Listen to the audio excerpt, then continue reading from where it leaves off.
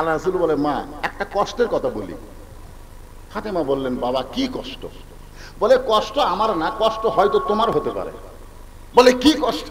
বলে, আল্লাহ তোমাকে জান্নাতীদের নেত্রী বানাইছে, এটা ঠিক, কিন্তু তোমার আগেও আল্লাহ একজন মেয়েকে জান্নাত দিবে।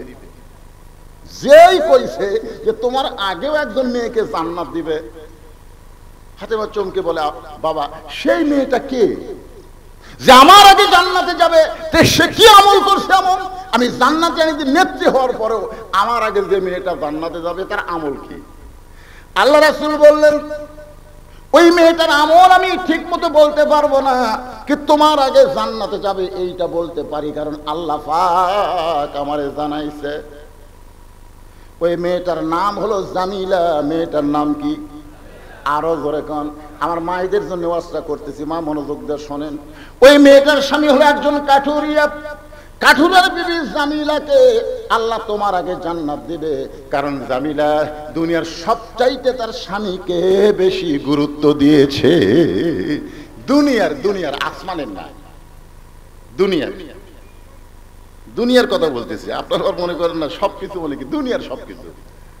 আসমানে কে? আল্লাহর চাইতে গুরুত্ব কাউকে দেওয়া যাবে? কথা বলেন, যাবে? যাবে না। এখন আপনারা বলেন, একজন বিবির কাছে স্বামীর গুরুত্ব বেশি না নবীর গুরুত্ব বেশি? কথা কয় না।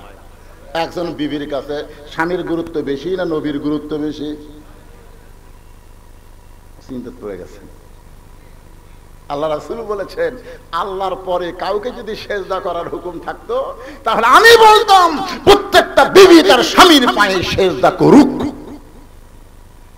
এই কথা তারা নবী বুঝাইলেন আল্লাহর পরে। এই মেয়েরা শোনো, যারা পর্দাতে আছো, আল্লাহর পরে তাদের এক নম্বর গুরুত্ব যিনি, তিনি হলেন তার স্বামী। জোরে বলেন, নাম কি?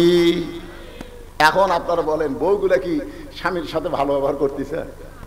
করবে। যেদিন কোরআন দিয়ে বাংলাদেশ চলবে, প্রত্যেকটা বউ স্বামীর গুরুত্ব বুঝে সম্মান করতে বাধ্য হয়ে যাবে। বলেন সুবহানাল্লাহ। একটু মনোযোগ দিয়ে কথাগুলো শুনবেন। ফালিয়াবুদু রাব্ব হাযাল বাইত আল্লাযী আত'আমাহুম মিন জু'ইন ওয়া আমানাহুম মিন খাউফ। ফাতেমা চুপি চুপি জামিলার বাড়ির দরজায় কোন আমলের কারণে আমার আগে জান্নাতে যাবে? চুপি চুপি ফাতেমা কাঠুরের বউ জামিলার ঘরের দরজায় ডাক দেয়া বলে, জামিলা, আমি নবীর মেয়ে ফাতেমা, আমার জন্য কি তোমার দরজা খোলা যাবে না? জামিলা ছোট বাচ্চার মতন কাঁদতেছে। ফাতেমা বলে, কান্দো কেন? বলে, কান্দার কারণ হলো আমার সারা জীবনের সাধনা আমি নবীর মেয়ে ফাতেমাকে এক নজর দেখবার চাই। ফাতেমা বলতেছে, তাহলে দরজা খুললেই তো আমার সঙ্গে তোমার দেখা হবে, এখানে কান্নার কি দরকার? জামিলা বলতেছে, আমি দরজা কেমনে খুলবো, কারণ স্বামী আমার কাঠ নিয়ে গেছে বাজারে। এই মুহূর্তে আমার স্বামী বাড়িতে নাই, আর স্বামীর হুকুম ছাড়া আমি জামিলা ফাতেমার জন্য দরজা খুলতে বড় ভয় পায়। ফাতেমা কয়, আল্লাহ রে, স্বামীর হুকুম ছাড়া ফাতেমার জন্য দরজা খুলতে ভয় পায়। এর কথা হলো এক নম্বর নারীদের পর্দা, আর দুই নম্বর হলো স্বামীদের কথা মতো চলা। ধরে কোন ঠিক? হ্যাঁ, আমার মায়েদের জন্য বললাম। মা, এখন চলে আসি মূল আলোচনায়। এই যে নামাজের কথা বলতেছে, আমি আল্লাহর ঘরের কথা দেওয়া শুরু করলাম। এই ঘরটা হলো কার? আরো জোরে। এই ঘরের মালিক যিনি, এই যে বাইতুল জান্নাত আপনার নাম দিয়েছেন, এই ঘরের মালিককে আরো জোরে বলেন। ফালিয়াবুদু রাব্ব হাযাল বাইত। এই ঘরের মালিকের যারা গোলামি করবে, আপনারা বলেন তো মসজিদের মধ্যে কি গোলামি হয়? নামাজ হয়। জোরে কম কি হয়? আমরা ফার্সিতে বলি নামাজ, আরবিতে হলো সালাত। এই নামাজের যখন মুয়াজ্জিন আযান দেয়, মুয়াজ্জিন যখন নামাজের আযান দেয়, মুয়াজ্জিন কোন দলের মানুষ? জোরে বলেন, কোন দল? আল্লাহর দল। মুয়াজ্জিন যখন আযান দেয়, আযান শোনার পরে আপনাদের এলাকায় যারা বিএমপি করে তারা যদি নামাজ পড়ে, তা আপনারা বলেন তো বিএমপির জন্য কি আপনাদের এই এলাকায় আলাদা কোনো মসজিদ আছে? আওয়ামী লীগ যারা করে এনাদের মধ্যে যারা নামাজ পড়ে তাদের জন্য মনে হয় আলাদা আছে। জামাত ইসলাম যারা করে তাদের জন্য কি আলাদা মসজিদ? তাবলীগের জন্য? কারোর জন্য না। মুয়াজ্জিন যখন আজান দিল, যারা মুসলমান তারা বিশ্বাস করে নামাজ না পড়লে তার মুসলমানিত্ব টিকবে না। লা সালাতা লা দীনা, যার নামাজ নাই তার কোনো ধর্মই নেই। এই বিশ্বাস করার সাথে সাথে তারা বাড়ি ঘর বাদ দিয়ে আল্লাহর ঘর মসজিদ দিকে রওনা দেয়। দেয় কি দেয় না? এবং বাহিরে তারা যে দলই করুক, বাহিরে কিন্তু বহু দল, আমাদের বাংলাদেশের বাহিরে দল কি কম না বেশি? আওয়ামী লীগ, বিএনপি, জাতীয় পার্টি, জামাত, তাবলীগ, পীর মুরিদি, বহু দল, হিসাব নাই। তো এত দল তারা বাহিরে, কিন্তু মসজিদের মধ্যে যখন ঢুকতেছে, আপনারা বলেন তো এক এক দল কি এক এক নিয়মে ঢোকে না এক নিয়মে সব দল ঢোকে? ধর্মের নামে কারা মিথ্যাবাদী? এই সূরা মাউনের মধ্যেও কিছু আলোচনা হয়েছে। যাই হোক, আমি যেটা বলতেছি ইশারা দিলে আপনারা বুঝতে পারবেন। এখন বলেন এক এক দলের কি এক এক দোয়া না সব দলের এক দোয়া? কি দোয়া বলেন আপনারা? আল্লাহুম্মা ইফতাহলি আবওয়াবা রাহমাতিক। এই যে ঘর দিয়ে আমি মসজিদের মধ্যে ঢুকতেছি, এই ঘর হলো রহমতের দরজা। ধরে কেন সুবহানাল্লাহ। ঢোকার পরে আওয়ামী লীগ সামনে কাতার, বিএনপি দ্বিতীয় কাতার, জাতীয় পার্টি তৃতীয় কাতার, আর জামাত ইসলাম চতুর্থ কাতার। এইরকম কাতার হয়েছে নাকি? হয়েছে? আমি নিজের চোখে দেখছি, ডান পাশে আওয়ামী লীগ, বাম পাশে বিএনপি, মাঝখানে জামাত। কাতার সোজা করার ব্যাপারে সবাই কিন্তু সজাগ না। কাতার সোজা করার ব্যাপারে সবাই সজাগ। দেখবেন কিছু লোক মসজিদে ঢুকে খাড়া হয়, কিন্তু কিভাবে দাঁড়ান লাগে এটাই জানে না। জামাত ইসলাম তাকায় দেখে যে আওয়ামী লীগ 4 আঙ্গুল সামনে গেছে, এদের অভ্যাসই হলো সামনে যাওয়া। ধরে কোন ঠিক কিনা? ভোট পাক আর না পাক সামনে যাবি। আমার এলাকায় দেখছি গত 15 বছরে 100 জন বিএনপির লোক যদি কোনো অনুষ্ঠানে থাকে, কোনো কথা নাই, 2টা আওয়ামী লীগ খালি কুত্তার মতন ভুক ভুক করে। ধরে কোন ঠিক কিনা? ভাই এর কে যা মোশান হচ্ছিল ভাই, চিন্তা করে দেখেন। সামনে গেছে 4 আঙ্গুল, আর বিএনপি চিন্তা করতেছে যে হারে আমাদের উপর নির্যাতন চলতেছে, এই চিন্তায় কাতার ছাড়া 4 আঙ্গুল পিছনে দাঁড়াচ্ছে। জামাত ইসলাম লক্ষ্য করে দেখে আমার পায়ের গোড়ালির সঙ্গে গোড়ালি যদি মিল না হয়, তাহলে জামাতে নামাজ কবুল হবে না। আপনারা যখন মসজিদে যাবেন, সবচাইতে গুরুত্ব কিন্তু জামাতে নামাজ পড়া না, সবচাইতে গুরুত্ব হলো আগে কাতার সোজা করা। ধরে কোন ঠিক কিনা? আচ্ছা ঠিক আছে, অসুবিধা। আচ্ছা, তাহলে সবচাইতে গুরুত্ব কি? শুধু জামাতে নামাজ পড়লে হবে না, কাতার সোজা করা লাগবে। মনোযোগ দিয়ে শুনবেন, সময়ের দিকে খেয়াল করে আলোচনা করতেছি। আমার মা বোনদের জন্য ওয়াজ আছে, অসুবিধা নেই।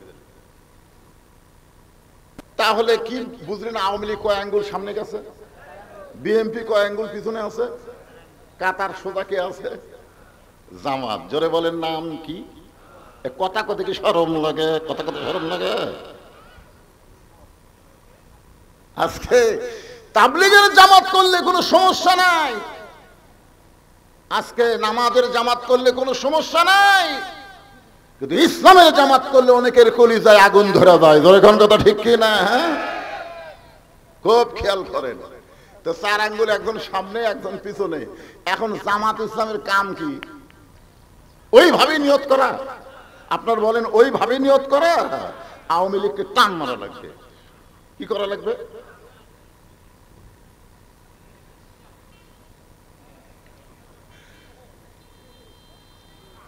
আজকে বাংলাদেশে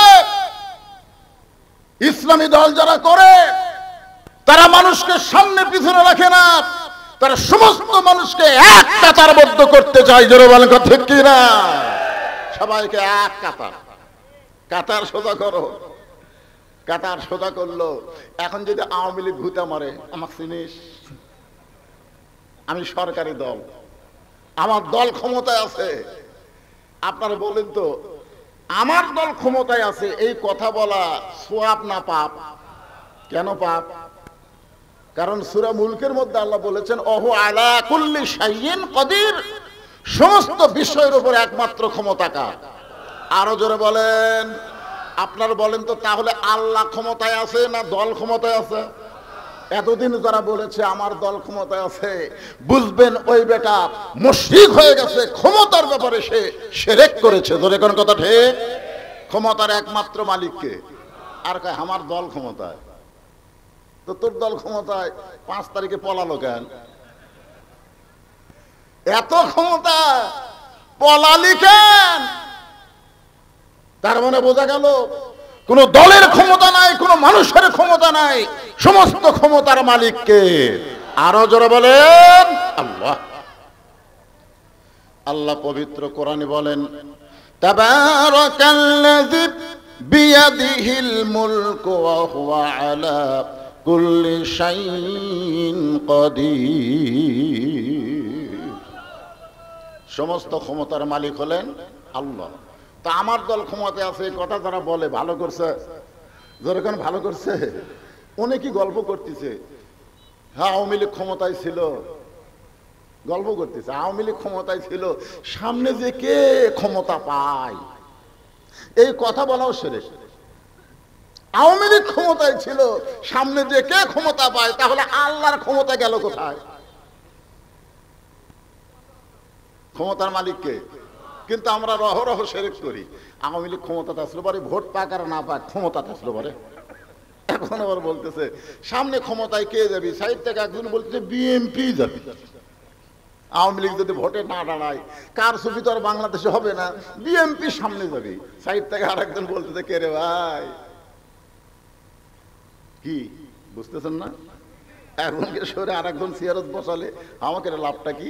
বহু দেখা শেষ, আমরা আগামীতে দেখবো আল্লাহর কোরআনের বাংলাদেশ। জোরে ঘন্টা দেখিয়ে দেয়, বহু দেখা শেষ। আমাকে দেখা কি আর বাদ আছে নাকি? 54 বছর আমরা দেখছি ভাই, আগামীতে দেখবার চাই বক্তারা এত কোরআনের তাফসীর করে, এত কোরআনের কথা বলে, কোরআনের সমাজটা হলে কি হয় এইটা একবার আমরা দেখবার চাই। জোরে জোরে কথা ঠিক না? সব দেখা শেষ। এই যে অবস্থা চাষটলে চলতেছে না ভাইজান?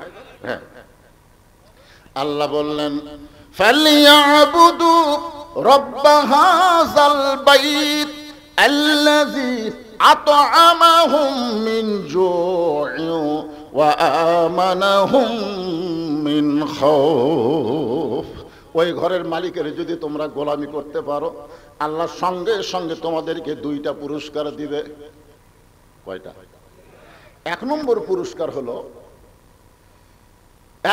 পুরস্কার হলো যাবতীয় রেজেকের পেরেশানি থেকে, যত প্রকার রেজেক আছে সমস্ত রেজেকের পেরেশানি থেকে আল্লাহ তোমাকে মুক্ত করে দেবে। সুবহানাল্লাহ। সবাই বললেন না? রেজেক মানে খালি ভাত খাওয়া না পাগলারা, রেজেক মানে ভাত খাওয়া না। স্বামী স্ত্রীর মধ্যে মহব্বত, এটাও রেজেক। অনেক ছেলে শ্বশুরকে সালাম দেয়, বাপকে দেয় না। জোরে কোন কথা বলেন না কেন? দেখবেন শ্বশুরকে বলা আসসালামু আলাইকুম, আব্বা কেমন আছেন, আব্বা আম্মা কেমন আছে, ওরে ওর মতন ভালো ছেলে কেউ নাই। অথচ ওর বাপ যখন সামনে দিয়ে যায়, মানুষ গেল না কুত্তা গেল একবারও তাকাই না। এইরকম পাটা সমাজে আছে না নাই? জোরে এখন আছে না নাই? রেজেক মানে কি? রেজেকের বহু অর্থ। আমরা মনে করি রেজেক মানে রুজি। এখানে আল্লাহ বলতেছেন যাবতীয় রেজেকের পেরেশানি থেকে আল্লাহ তোমাকে মুক্ত করে দিবে, এবং সমস্ত ভয় ভীতি থেকে আল্লাহ তোমাকে পুরাপুরি নিরাপত্তা দান করবে। তাহলে নামাজ আদায় করলে সাথে সাথে কয় পুরস্কার? জোরে বলেন কয় পুরস্কার? 1 পুরস্কার হলো চিন্তা করা লাগবে না যে কোরআনের শাসন যখন চালু হবে তখন নামাজ কি ওয়াজ দেওয়া হবে না আইন দেওয়া হবে, এই চিন্তা করার দরকার নাই। নামাজ পড়বি না, তোর দাদাও নামাজ পড়বি। তোর এখন কথা ঠিক কিনা? কি মনে করতেছে যে হুজুর এখানে ওয়াজ দিয়ে 13 বছর নবী মক্কায় ওয়াজ করছে, কাম হয়নি? 320 জন সাহাবী, কয়শো? 13 বছরের কামাই হলো 320 জন। তার মধ্যে 17 জন ওরা পিটাই মারছে, আবু সাইদের মতন গুলি করে পিটা 17 জন মারছে। 303 জন সাহাবী, 13 বছরে নবীর কামাই। নবী বলল, আল্লাহ এইভাবে কলেমার দাওয়াত দেব আর ঈমান গ্রহণ করবে, আর কাফেররা এই হারে যদি মারে তাহলে তো আমার। আল্লাহ বলেন, হাবিব কোনো টেনশন করেন না, জায়গা মতো মার দেওয়ারও ব্যবস্থা হবে। জোরে কোন কথা ঠিক কিনা? কোন জায়গা বলে মদ খায় না, আপনাকে হিজরত করা লাগবে মদিনা। এতদিন কলেমার দাওয়াত দিয়েছেন, আবু জেহেল হলো নেতা আর আপনি হলেন ইমাম, যার কারণে কাম হচ্ছে না। কারণ একজন হবে নেতা আর একজন হবে ইমাম, সেই সমাজে নামাজ কায়েম হবে না। জোরে কোন কথা ঠিক? হ্যাঁ, তা আপনি ভালো মানুষ হচ্ছেন মসজিদের ইমাম, নেতা আবু জেহেল। জোরে কোন নেতাকে? আপনাকেই নেতা হওয়া লাগবে, খালি ইমামতি করলে হবে না, আপনাকেও নেতা হওয়া লাগবে। সেই পরিবেশ মক্কায় হবে না, হিজরত করা লাগবে মদিনা। কোথায় হিজরত করা লাগবে? দিনের বেলা না রাত্রে বেলা? সকলের সামনে না গোপনে? কথা কন না কেন? হ্যাঁ গোপনে। দেখেন ইসলাম এত সহজ না ভাইজান। 15 বছর পর্যন্ত আওয়ামী লীগের ভিতরে, ছাত্রলীগের ভিতরে ছাত্র শিবিরের সভাপতি বসবাস করছে। ধরে কোন কথা ঠিক কিনা? ঢাকা ভার্সিটির শিবিরের সভাপতি। যেদিন প্রকাশ হয়ে গেল আওয়ামী লীগ কই রে না আমাকে বলতেছিল, বুঝলেন? বুঝতেছেন? বোঝা লাগবে, খুবই কঠিন জিনিস। গভীর রাত্রে আল্লাহর নবী মক্কা থেকে মদিনায় হিজরত করলেন। মদিনায় আসার পরে আবু জেহেলার নেতা না, নবী হলেন নেতা, নবী হলেন ইমাম। মানুষের আইন না, চলবে আল্লাহর কোরআন। আল্লাযীনা হুম ইম্মাক্কান্নাহুম ফিল আরদ, আল্লাযীনা হুম ইম্মাক্কান্নাহুম ফিল। আয়াতটা বল না না, আল্লাযীনা, হ্যাঁ ঠিক আছে, আল্লাযীনা ইম্মাক্কান্নাহুম ফিল আরদ আকামুস সালাত।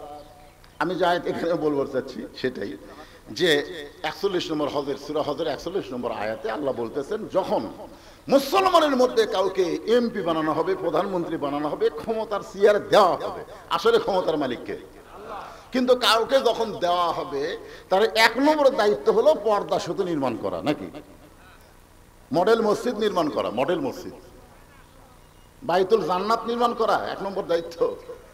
আমাদের বাংলাদেশে মসজিদের সংখ্যা কম নাই, অনেক মসজিদ, অনেক মসজিদ। খালি মসজিদের উন্নয়ন করলে হবে না, মসজিদের উন্নয়নে 1 তলা 2 তলা 3 তলা করে কোনো লাভ নাই যদি এলাকায় মুসল্লি না হয়। জোরে কোন ঠিক কিনা? আর এই মুসল্লি বাড়ানোর দায়িত্ব হুজুরের না, হুজুরের না। আল্লাহ বলতেছেন ক্ষমতার চেয়ার যখন পাবে তার 1 নম্বর দায়িত্ব হলো আকামুস সালাত, নামাজ কায়েম করা লাগবে। নামাজ কায়েম যখন হয়ে যাবে, সমাজের মধ্যে যুবকদের বলা লাগবে না তোমরা 4G মোবাইল, এই যে মোবাইল নিয়ে যুবকেরা ঘুরতেছে, এই মোবাইলকে তোমরা কি করো, হেফাজত করো, এটা বলা লাগবে না। কারণ আল্লাহ কোরআনে বলেছেন, ইন্নাস সালাতা তানহা আনিল ফাহশাই ওয়াল মুনকার। একমাত্র নামাজই পারে মানুষকে যাবতীয় ফাহিশা কাজ থেকে হেফাজত করতে। অশ্লীল এবং ফাহিশা কাজ মোবাইলের মাধ্যমে হয় কি হয় না? কথা কয় না। এই আরে আমরা বুড়া মানুষ, আমাদের কোনো দাম নাই তো। এক বুড়া কাঁদতেছে আর বলতেছে, আল্লাহ আমি আর জীবনে কোনোদিন ঘুষ খাবো না। মানে আগে ঘুষের চাকরি যখন করছে তখন এই দোয়া করেনি, যখন চাকরি শেষ হয়ে গেছে তখন দোয়া করতেছে, আল্লাহ আমি আর ঘুষ খাবো না, আল্লাহ আমি আর ঘুষ খাবো না। আল্লাহ কইতে যতই কান্দে তোর দোয়া কবুল হবে না, কারণ তোর তো চাকরি নাই, খাবি কোথা থেকে? যখন ঘুষ খাওয়ার চাকরি আছিল তখন তো তুই এই দোয়া করিসনি। কি কন? অনেক বুড়া মানুষ ভাঙ্গাচুরা বলতেছে, আল্লাহ আমি বহু চুরি করছি, আল্লাহ আর জীবনে চুরি করবো না। আল্লাহ কয় সুযোগ দিলেও তো তুই পারবো না, তোকে লাঠি ধরে হাঁটা লাগতেছে, তুই চুরি করবি কেমনে? তা আমাদের যারা, তাদের কথা আমি বাদ দিলাম, এই যুবকেরা সবচাইতে অশ্লীল কাজ করতেছে, ফাহিশা কাজ করতেছে মোবাইলের মাধ্যমে। জোরে কান কথা ঠিক। আমরা বহু চেষ্টা করতেছি, ও যুবকেরা জানলা দরজা বন্ধ করে তুমি অশ্লীল ভিডিও দেখতেছো, তুমি মনে করছো তোমার বাপ মা দেখতেছে না, তোমার বাপ মা না দেখতে পারে, কেউ না দেখলেও সেখানে আল্লাহ দেখতেছে। জোরে কান কথা ঠিক কি না? কেউ না দেখলেও আল্লাহ দেখতেছে, এটা বেনামাজের ইমানে কোনোদিন আসবে না। এটা কেবলমাত্র যারা নামাজ পড়বে তাদের ইমানেই এই তাকওয়া জন্ম হবে। জোরে কোন ঠিক কিনা ভাইজান? হ্যাঁ, এই জন্য 1 নম্বর আইন হলো আকামুস সালাত, নামাজ কায়েম করো। নামাজ যখন কায়েম হবে তখন মসজিদের উন্নয়নের জন্য বাহিরের লোকের কোনো টাকার দরকার হবে না। ওই গ্রামের যারা মুসল্লি তারা সবাই সুন্দর করে আল্লাহর ঘর গড়াইয়া দিবে। আপনি বলেন তো, আপনি 3 তলা 4 তলা বিল্ডিং করতেছেন, বাড়ি করতেছেন, এই বাড়ি করার জন্য আপনি কোনোদিন বাইরে টাকা আদায় করছেন? যে ভাই আমি 3 তলা বাড়ি করতেছি রে, 2 বস্তা সিমেন্ট লাগবে ভাই, জনগণ লাঠি বাড়ি করে বাড়ি বানাচ্ছে, আবার ভিক্ষা করতেছ।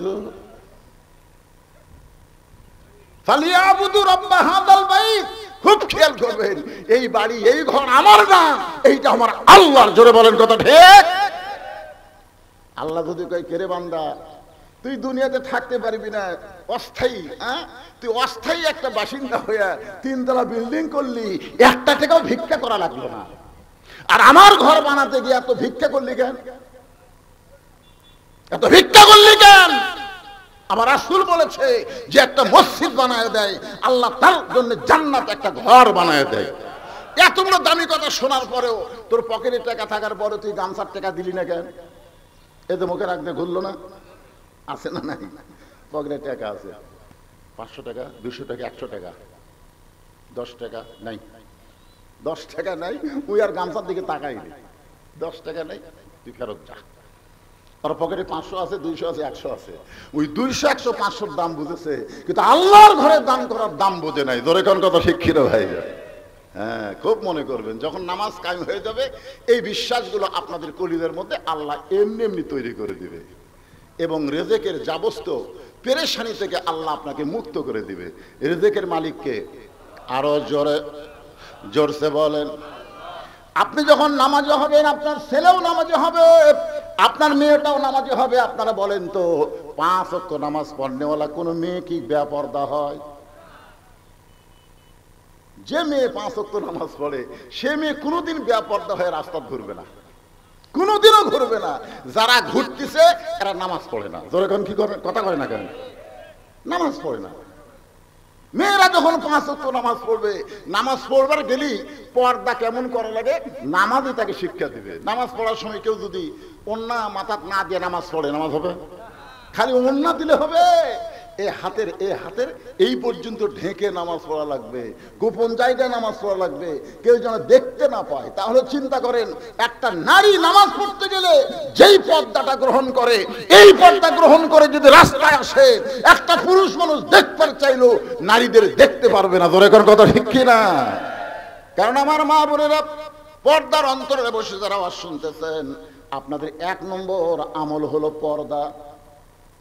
নামাজ যখন কায়েম হয়ে যাবে, এই বাংলাদেশে পর্দার আইনটাও আল্লাহ কোরআনে বললেন, অকরনা ফি বুয়ুতিকুন্না ওয়ালা তাবাররুজনা তাবাররুজাল জাহিলিয়াতিল উলা।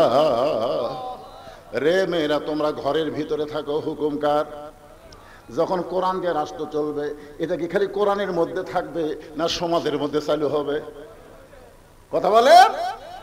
আজকে ওয়াজ করতেছি, মা ও মা পর্দা করো মা, কত করে মেয়ে মানুষ মুচকি মুচকি হাসে। আমি আমার স্বামীর কথাই শুনি না, আর তুই বক্তার কথা আমি শুনবো? আমি এক জায়গায় টাঙ্গাইলে বলেছিলাম, মেয়ে মানুষরা জোরে কথা বললে ওই কথা পরপুরুষ শুনলে কবিরা গুনাহ হয়। মেয়ে মানুষ যদি জোরে কথা বলে, ওই কথা পরপুরুষ শুনলে কি গুনাহ হয়?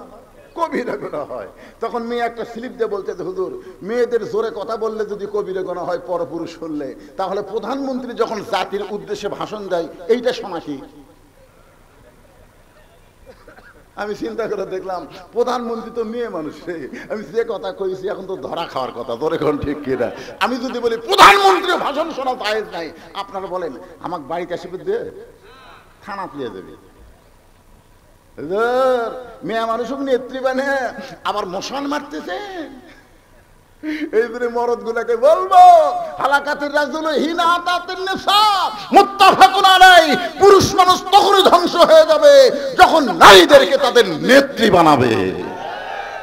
কোন দলের নেতা নেত্রী নারী আপনার একটু হিসাব করবেন। ঠিক কথা কন্যাকের কথা কন্যাকের কথা কন্যাকের মরদ মানুষ। আর রেজালু কাওয়ামুন আলান নিসা, আল্লাহ কোরআনে বলেছে পুরুষরা নারীদের উপরে থাকবে। ধরে কোন কোথায় থাকবে? নারীদের উপরে থাকবে। আমার মা বোনের যারা পর্দার অন্তর আছেন শোনেন,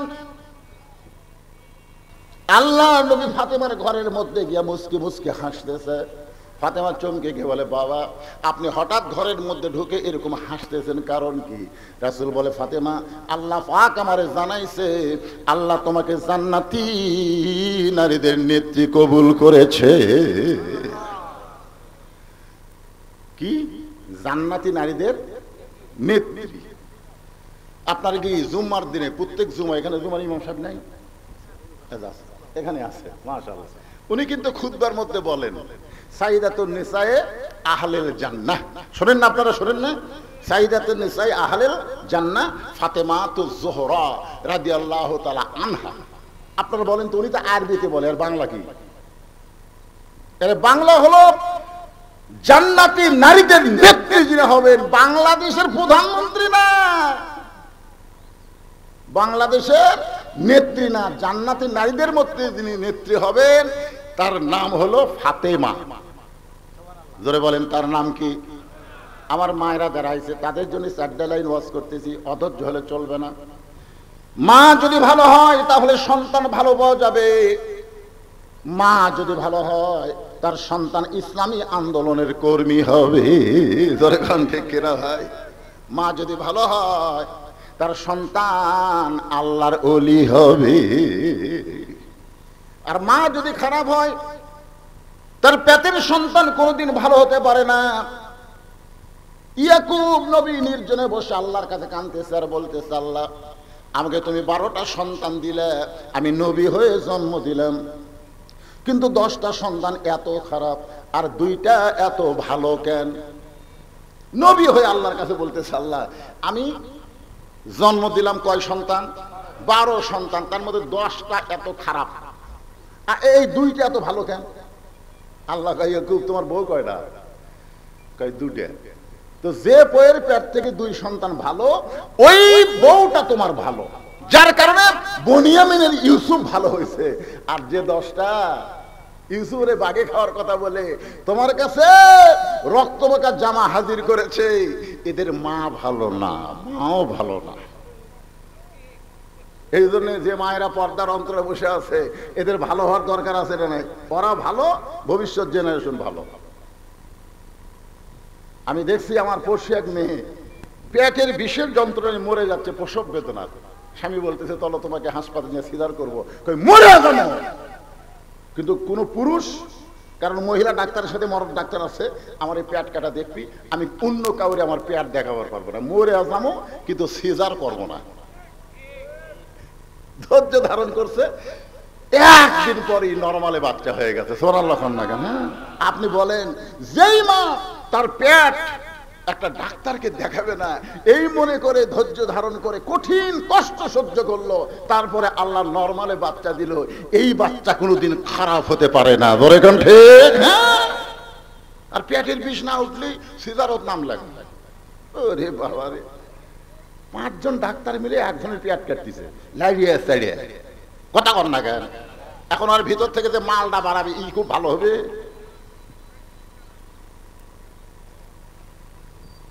কি বলবো প্রসবের কথা, মা বিনে সেই ব্যথা কেউ তো বুঝিবে না।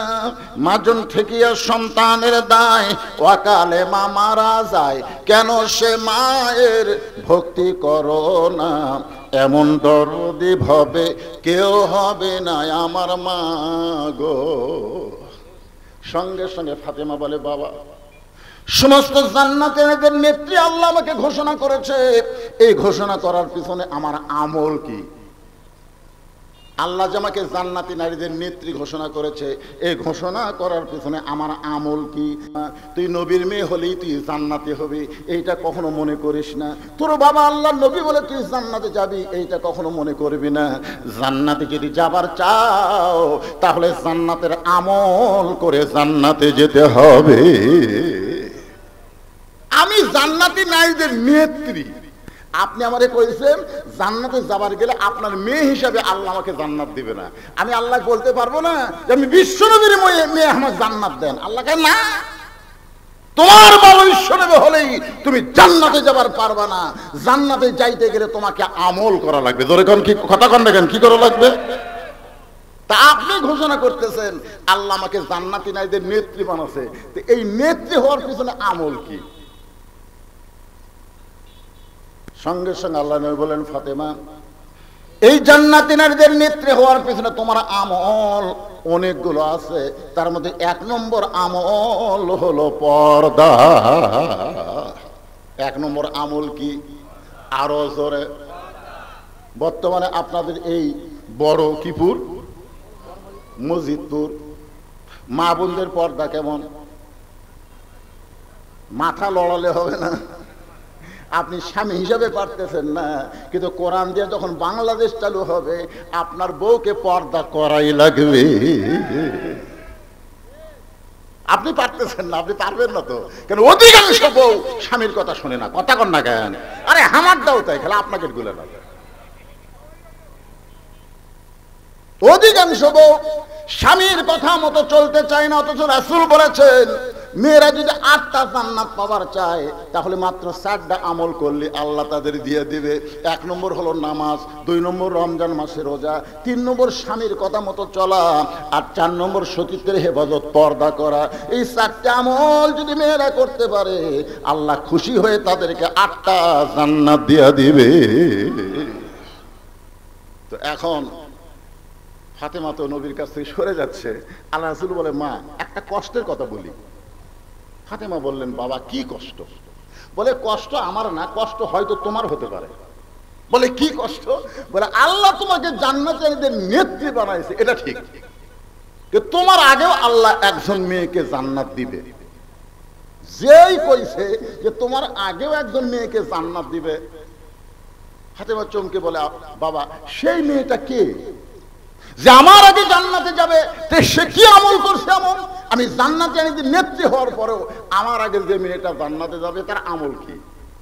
আল্লাহ রাসূল বললেন, ওই মেয়েটার আমল আমি ঠিক মতো বলতে পারবো না, কি তোমার আগে জান্নাতে যাবে এইটা বলতে পারি, কারণ আল্লাহ পাক আমারে জানাইছে। ওই মেয়েটার নাম হলো জামিলা। মেয়েটার নাম কি?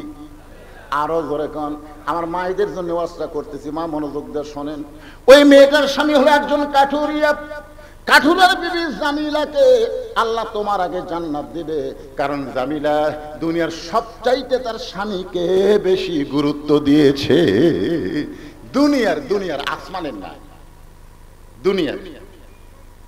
দুনিয়ার কথা বলতেছি। আপনারা মনে করেন না সবকিছু বলে কি দুনিয়ার সবকিছু। আসমানে কে? আল্লাহর চাইতে গুরুত্ব কাউকে দেওয়া যাবে? কথা বলেন, যাবে? যাবে না। এখন আপনারা বলেন একজন বিবির কাছে স্বামীর গুরুত্ব বেশি না নবীর গুরুত্ব বেশি? কথা কয় না। একজন বিবির কাছে স্বামীর গুরুত্ব বেশি না নবীর গুরুত্ব বেশি? চিন্তা পড়ে গেছেন। আল্লাহ রাসূল বলেছেন আল্লাহর পরে কাউকে যদি সেজদা করার হুকুম থাকতো তাহলে আমি বলতাম প্রত্যেকটা বিবি তার স্বামীর পায়ে সেজদা করুক। এই কথা তারা নবী বুঝাইলেন আল্লাহর পরে। এই মেয়েরা শোনো, যারা পর্দাতে আছো, আল্লাহর পরে তাদের 1 নম্বর গুরুত্ব যিনি, তিনি হলেন তার স্বামী। জোরে বলেন নাম কি?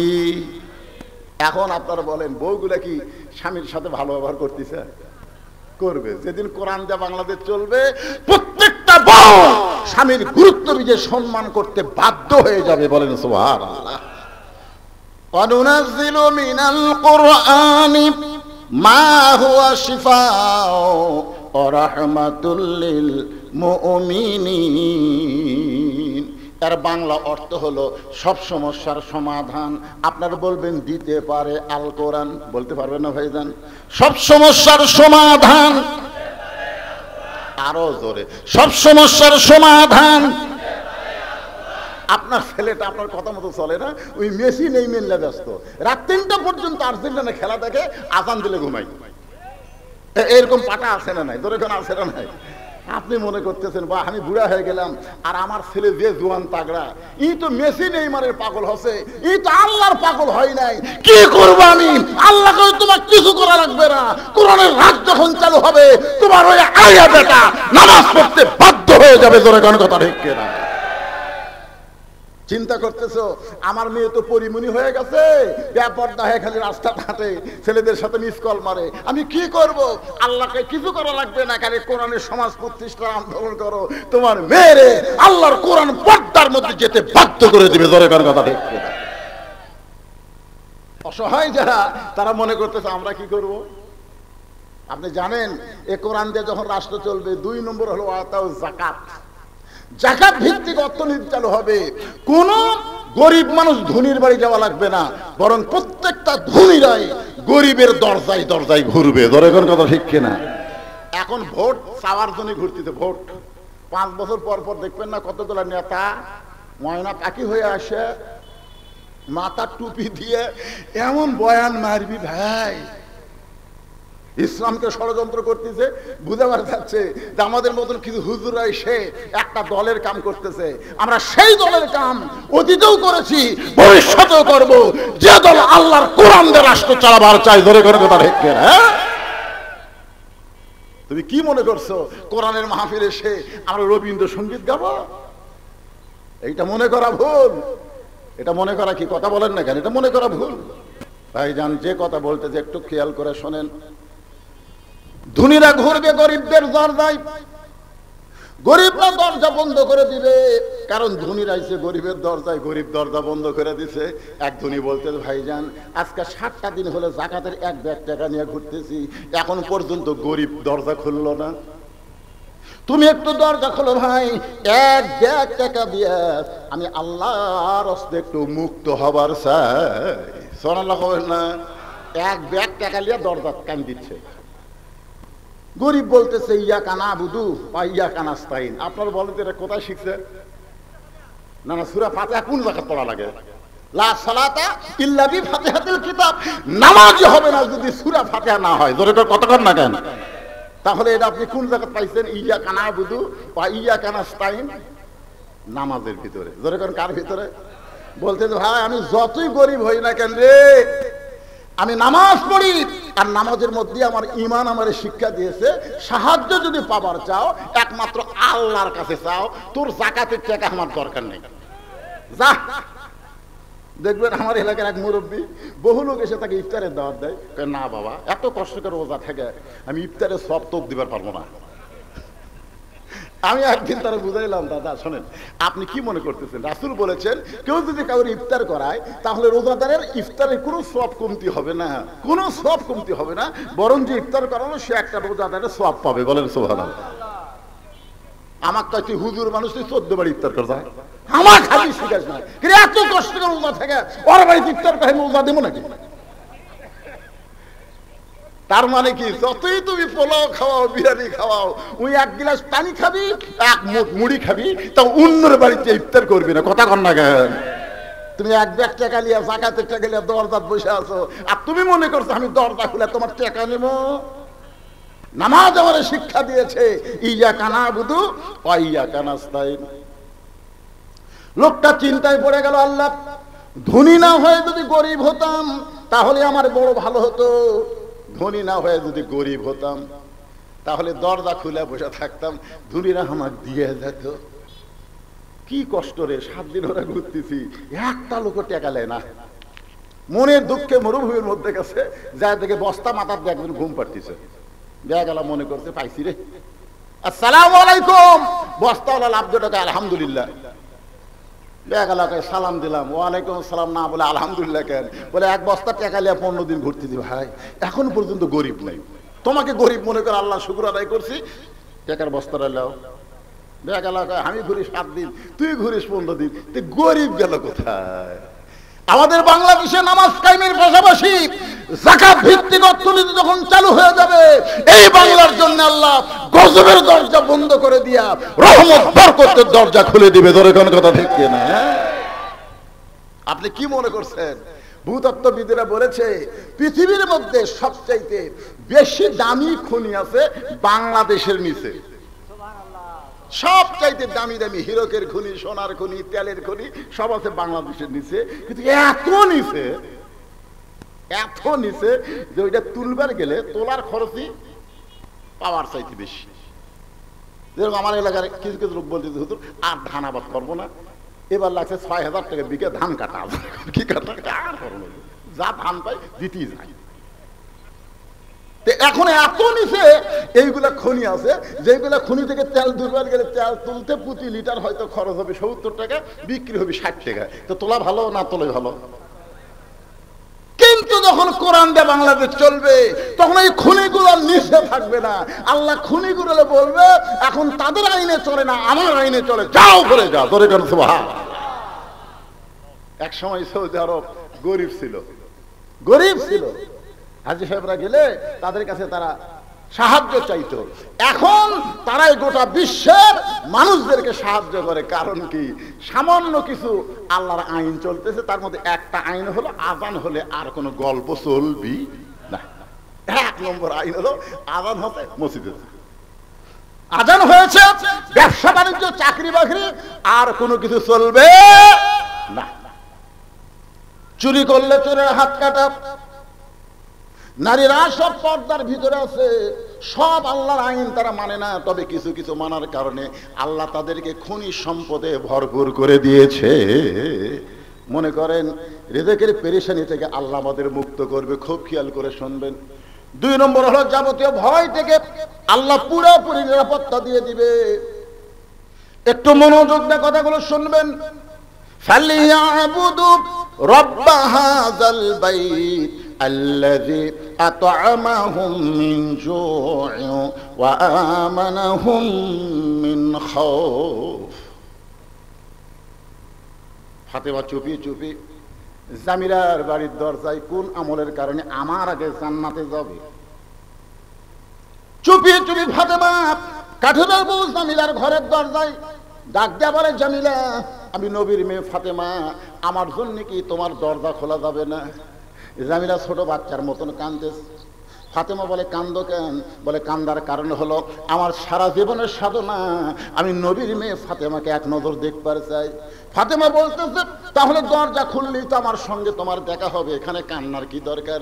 জামিলা বলতেছে, আমি দরজা কেমনে খুলবো, কারণ স্বামী আমার কাঠ নিয়ে গেছে বাজারে, এই মুহূর্তে আমার স্বামী বাড়িতে নাই, আর স্বামীর হুকুম ছাড়া আমি জামিলা ফাতেমার জন্য দরজা খুলতে বড় ভয় পায়। ফাতেমা কয়, আল্লাহ রে, স্বামীর হুকুম ছাড়া ফাতেমার জন্য দরজা খুলতে ভয় পায়।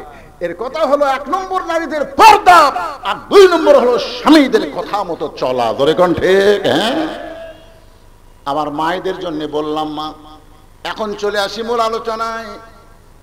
এই যে নামাজের কথা বলতেছে, আমি আল্লাহর ঘরের কথা দেওয়া শুরু করলাম। এই ঘরটা হলো কার?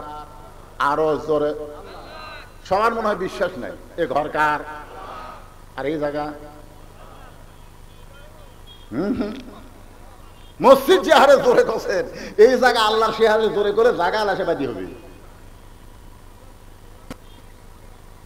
দেখাচ্ছেন না? আমার কথা দিয়ে খেয়াল করে, আপনি কি দেখাচ্ছেন না? দেখাচ্ছেন। ওই যে হুজুর দেখতেছেন, ওই যে পুকুর, ওই জমি, এগুলো আমার। এই সাইডে যা দেখতেছেন এগুলো আমার বাচ্চা স্যার, এই সাইডে যা দেখতেছেন আমার ভাই করে। ওই এলাকার মধ্যে পা দেওয়ার জায়গা কেউ নেই। তো সবই যে তোমাকে হয় আল্লাহর। চলেন দেখাচ্ছি, চলেন। মসজিদের সামনে গিয়ে বলতে, হুজুর এখানেও আল্লাহর কিছু ছিল না, আমার চাচা 10 শতক আল্লাহ দান করছে, আর আমরা টাকা পয়সা দিয়ে আল্লাহ ঘর বানিয়ে দিছি। ফেরেশতারা কয়, আল্লাহ এখানেও তোমার কিছু ছিল না, আর চাচা তোমার 10 শতক দান করছে, আর এরা টাকা দিয়ে ঘর বানাচ্ছে।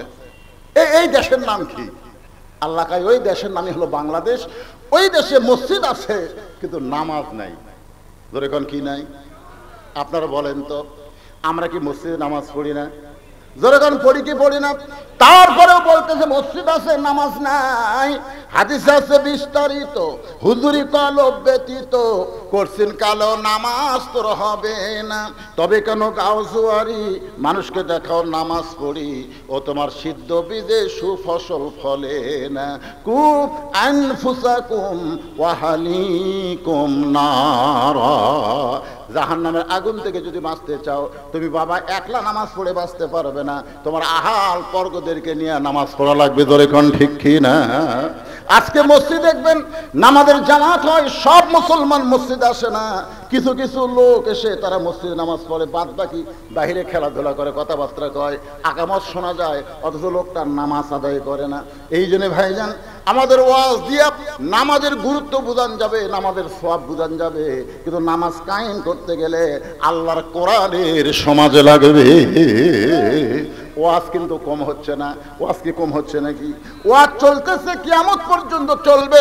13 বছর নবী মক্কায় ওয়াজ করেছেন, কিন্তু ওয়াজ দিয়ে কাম হয় নাই। নবী যখন হিজরত করে মদিনায় গেলেন, আল্লাহ তাআলা নবীকে অর্ডার করলেন, ইয়া আইয়ুহান নাবিয়্যু হারজিল মুমিনিনা আলাল কিতাল।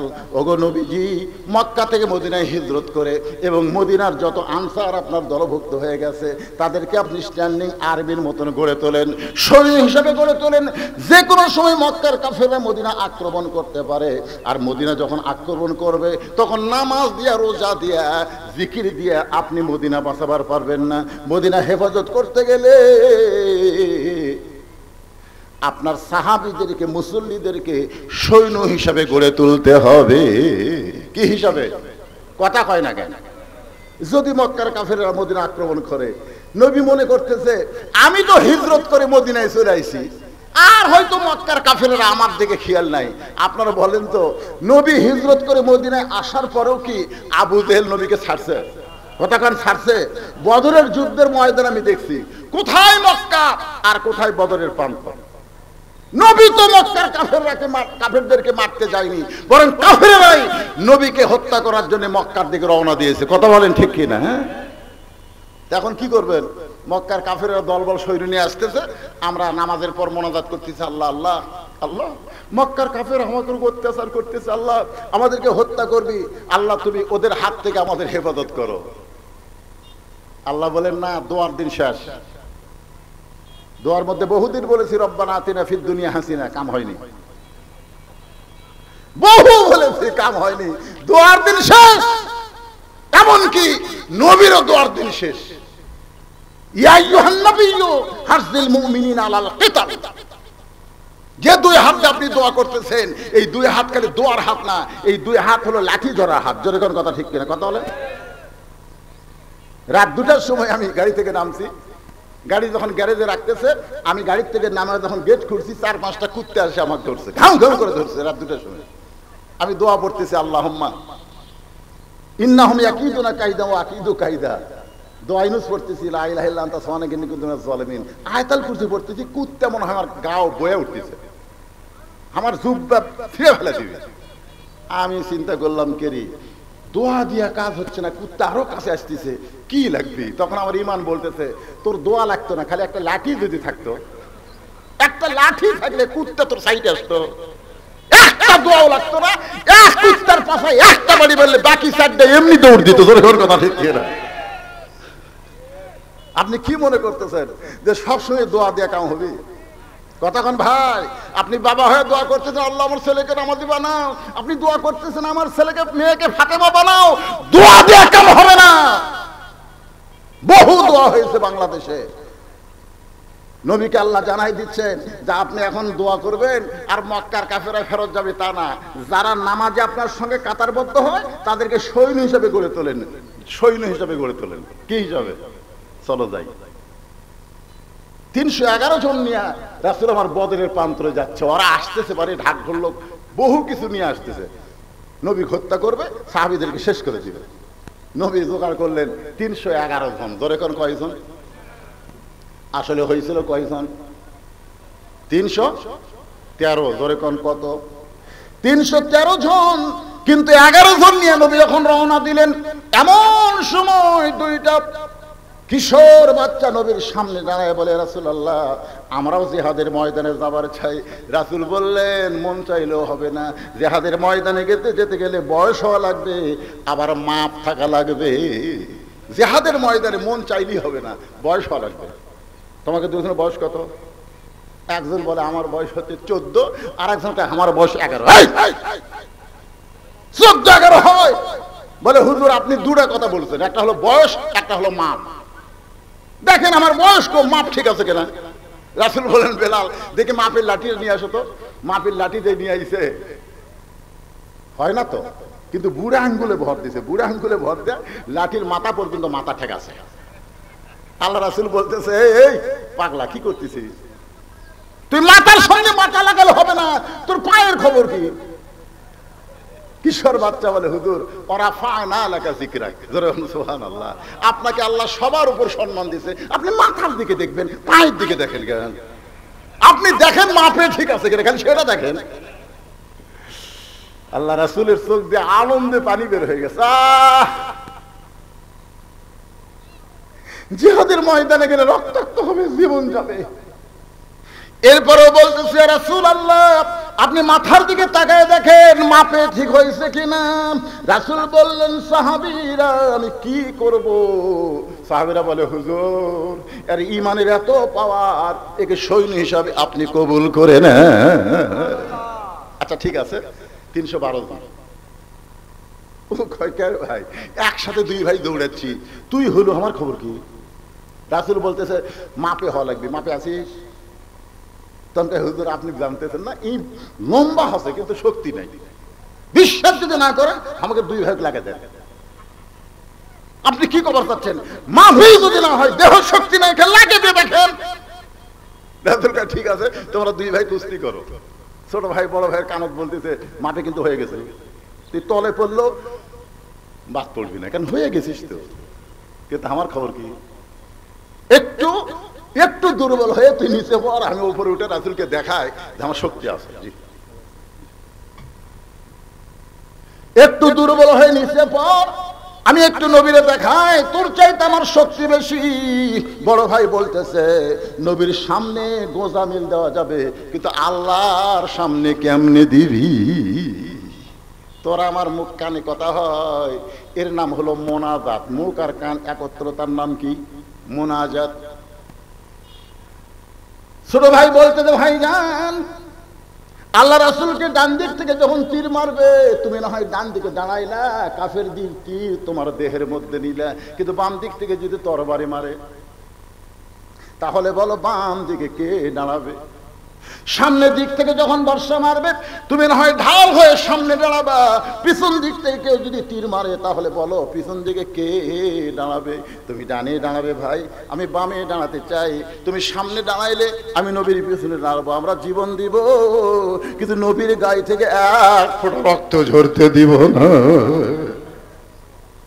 ভাই জিহাদের ময়দানে আমি না হয় মাপে হতে পারবো না, শক্তিতেও পারবো না, কিন্তু নবী যখন কেউ লক্ষ্য করে তীর মারবে, পাথর মারবে, আমি কি ঢাল হবার পারবো না? একটু দুর্বল হয়ে নিচে পড়ে যা।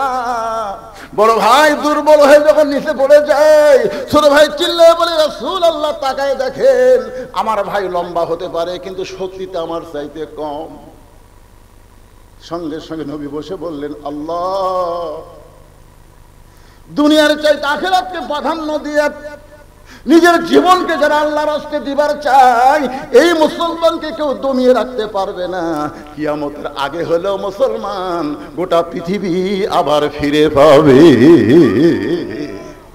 সঠিক নেতার নেতৃত্ব, যে নেতার নাম হবে ইমাম মেহেদী আলাইহিস সালাম। জোরে কোন কথা ঠিক কিনা?